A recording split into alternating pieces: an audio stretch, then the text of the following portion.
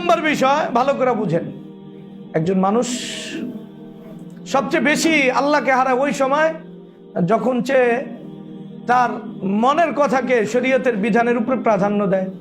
তার রায়কে কি, তার রায়, আমি তো স্বাধীন মানুষ, এটারে কয় রায়ের স্বাধীনতা, মত প্রকাশের স্বাধীনতা। কিসের স্বাধীনতা? এবং ওই রায় অনুযায়ী আমার জীবন সাজানোর স্বাধীনতা, আমার মন মতো চলার স্বাধীনতা যে মনে করে, বোঝেন নাই?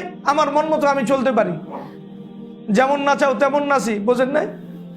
যে ইয়ারা নাচ শিখায় না, ওরা যেভাবে নাচে ওরা ওইভাবে নাচে না।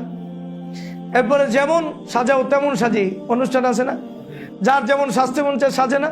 এই আপনারা খুব সিম্পলই নেন, এগুলি কোনো সিম্পল বিষয় না, এগুলো হলো ইসলামের একবারে মূলের গায়ে আঘাত।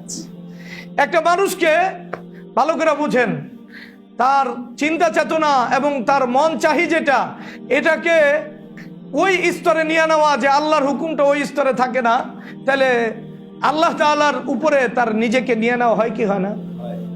বুঝে নাই মনে হয়? আল্লাহর হুকুম একদিকে, আমার মন চাওয়া আরেক দিকে, এবং আমার মন চাওয়াটা আমি রাইট হিসাবে মনে করি, আমি মন চাই এটাই আমি করব। আল্লাহর হুকুম আমি জানি। যারা এই সমস্ত অশ্লীলতা করে আল্লাহর হুকুম জানে না, ট্রান্সজেন্ডার যারা করে এবং যারা এটার পক্ষে কয় আল্লাহর হুকুম জানে না, আপনার চেয়ে আমার চেয়ে বেশি মুতালা আছে।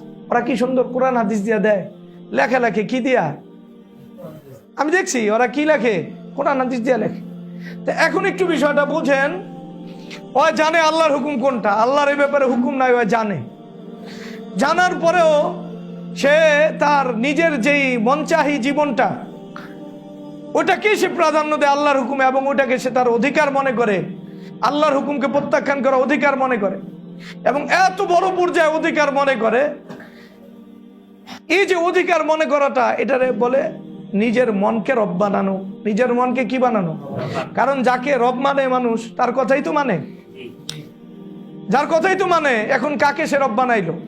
নিজেকে না, এবং নিজের কথা মানলো না, এবং রবের কথাকে প্রত্যাখ্যান করলো না। আল্লাহ তাআলা এর ব্যাপারে বলছেন, আফারাআইতা মান ইত্তাখাযা ইলাহাহু হাওয়াহু ওয়া আদাল্লাহুল্লাহু আলা ইলমিন ওয়া খাতামা আলা সামঈহি ওয়া কলবিহি ওয়া জাআলা আলা বাসারিহি গিশা ফামান ইয়াহদি মান আদাল্লাল্লাহ।